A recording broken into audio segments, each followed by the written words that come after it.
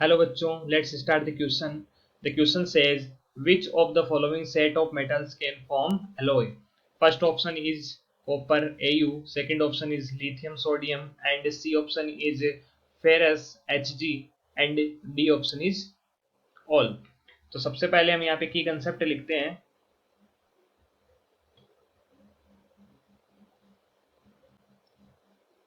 तो कोई भी मेटल्स अगर हमारे पास में हैं, उनको हमें स्ट्रोंग करना है या फिर हार्ड करना है या फिर उनका वेट हमें कम करना है, तो ऐसी कंडीशन में हम उन मेटल्स के साथ में किसी दूसरी मेटल्स को ऐड कर देते हैं, या उन मेटल्स में जिन मेटल्स को हमें स्ट्रोंग करना है उनमें किसी दूसरे एलिमेंट या सब्सटेंस को मिला देते हैं, जिससे हमें जो मिक्सअप मिलता है, मिक्सअप से जो मेटर मिलती है, उसे हम क्या बोलते हैं? एलॉय बोलते हैं. तो इसके बारे में हम लिखते हैं metal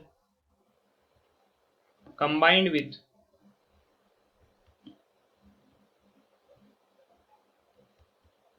combined with other chemical substance other chemical substance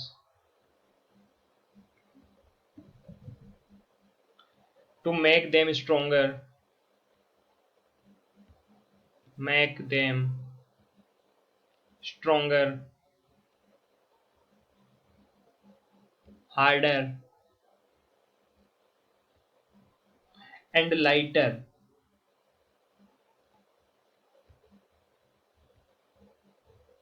In some other way,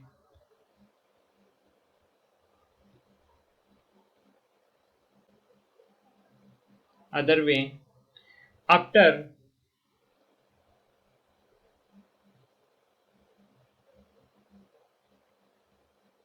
mix up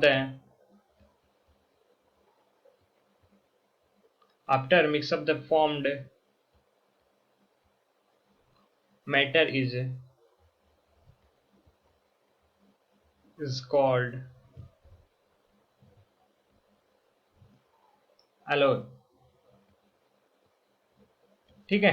तो अलॉय किस तरीके से बनता है? किसी मेटल को हम दूसरी मेटल या फिर किसी दूसरे सब्सटेंस के साथ में ऐड करने के बाद में जो हमें मिक्सअप मिलता है, जो मिक्स्ड मैटर मिलता है, उसे हम क्या बोलते हैं?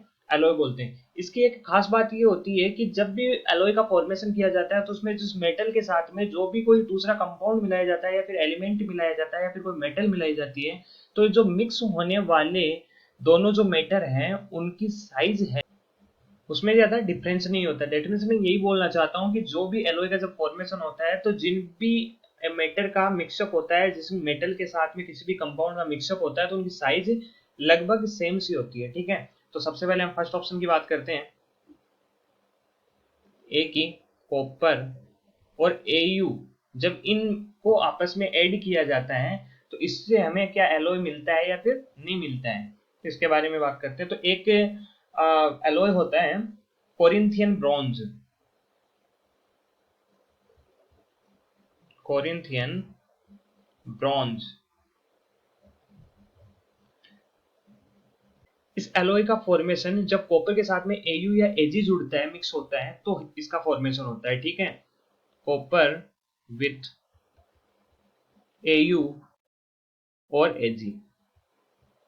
ठीक है. तो इसका मतलब यहाँ पे इन दोनों से, कॉपर और एयू से, एलॉय का फॉर्मेशन होता है. अब हम सेकंड की बात करते हैं. लिथियम और सोडियम के मिक्सअप से क्या कौन सा एलॉय बनता है? लिथियम और सोडियम से. तो हमने अभी बात की थी कि जब भी एलॉय का फॉर्मेशन होता है, तो जो भी मेटल्स होती है उनके बीच में साइज बहुत ही कम होनी, और मतलब साइज डिफरेंस बहुत ही कम होना चाहिए. तो लिथियम और सोडियम होते हैं वो एक ही ग्रुप में आते हैं, और लिथियम के नीचे की तरफ सोडियम आता है. यहाँ पे जो साइज की बात करें, तो सोडियम की साइज होती है वो लिथियम से बहुत ज्यादा होती है. ठीक है. साइज की जगह हम बात करते हैं, तो सोडियम की साइज बहुत ज्यादा होती है लिथियम से, इसलिए यहाँ पे एलॉय का फॉर्मेशन इनके द्वारा नहीं होता है. बी ऑप्शन हो गया हमारा. फिर हम सी की बात करते हैं. तो सी ऑप्शन में एफ और एच जी है. सी में क्या है? एफ और एच जी के फॉर्मेशन से क्या बनता है, तो मैं आपको बताऊं. जब मेटल्स होती है, जितनी भी मेटल्स होती है, वो एच जी के साथ में मिलके अमलगम का फॉर्मेशन करती है. किसका फॉर्मेशन करती है? अमलगम का. ठीक है.